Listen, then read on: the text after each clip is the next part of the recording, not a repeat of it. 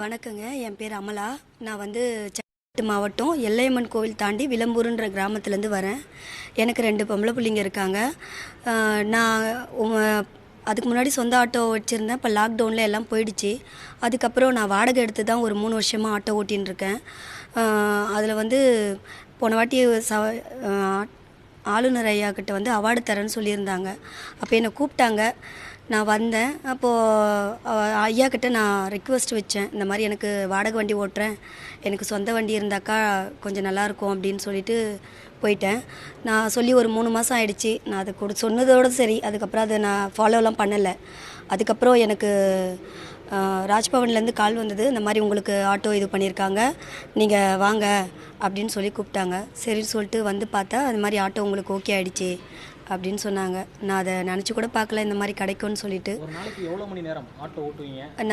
நான் அங்கேருந்து எங்கள் ஊர்லேருந்து பஸ் ஏறுது 6 மணிக்கு ஏறுவேன். இங்கே வரத்துக்கு 9 மணி ஆகிடும். 9 மணிலேருந்து வண்டி எடுத்து ஓட்டினேனாக்கா எனக்கு அன்றைக்கி ஃபுல் டே ஓட்டுவேன். நைட்டு 7 மணிக்கு பஸ் ஏறுவேன். திரும்ப அங்கே போகிறதுக்கு 9:30 10 கிட்ட ஆகிடும். ஒரு டைமு 12 மணி கூட ஆகிடும். ஏன்னா சவாரி கிடைக்காது மாதம் எண்ட் ஆகிடுச்சுன்னா. அப்போது வாடகைக்காச்சும் வண்டி ஓட்டி தானே ஆகணும். அதனால் வண்டி ஓட்டுற மாதிரி இருந்தது. இப்போ சொந்த ஆட்டோ இருக்கிறதுனால எனக்கு இன்னும் கொஞ்சம் டைம் இது இருக்கும். டெய்லி வாடகை 400 கொடுக்கணும்.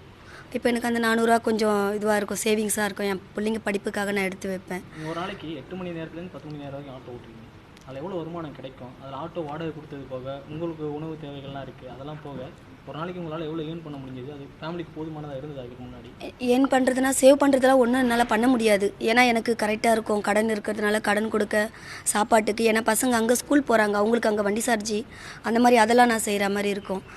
என்கிட்ட சேவிங்ஸ்லாம் கிடையாது. ஒரு நாளைக்கு ஓட்டினோம்னா கரெக்டாக இருக்கும். ₹1 கூட எடுத்து வைக்க முடியாது.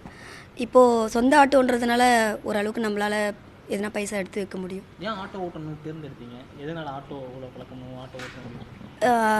நான் ஃபஸ்ட்டு வீட்டு வேலைக்கெல்லாம் போயின்னு இருந்தேன். அப்புறம் ஒரு ஆஃபீஸில் வேலை செஞ்சுருந்தேன்.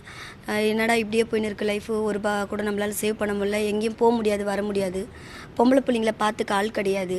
அதனால சரி நம்ம ஆட்டோ ஓட்டலாம், கார் ஓட்டலாம் தான் போனது. அதுவும் நம்ம ஒரு இடத்துல கை கட்டி வேலை பார்க்குற மாதிரி இருக்கும் அப்படின்னு சொல்லி தான் ஆட்டோ ஓட்ட வந்தது. இப்போ இது நம்ம சொந்த கைத்தொழில், அதில் பண்ணலாம் அப்படின்னு சொல்லி தான் அதை செஞ்சது. ஒரு சொந்த ஆட்டோ வாங்கணும்னா எவ்வளோ காசு தேவைப்படும்? அதுக்கு எவ்வளோ நாள் நீங்கள் உழைக்கணும்? இப்போ சம்பாதிச்சுட்டு இருக்கீங்களா, அதே மாதிரி இருந்தால் எவ்வளோ தேவைப்படும்?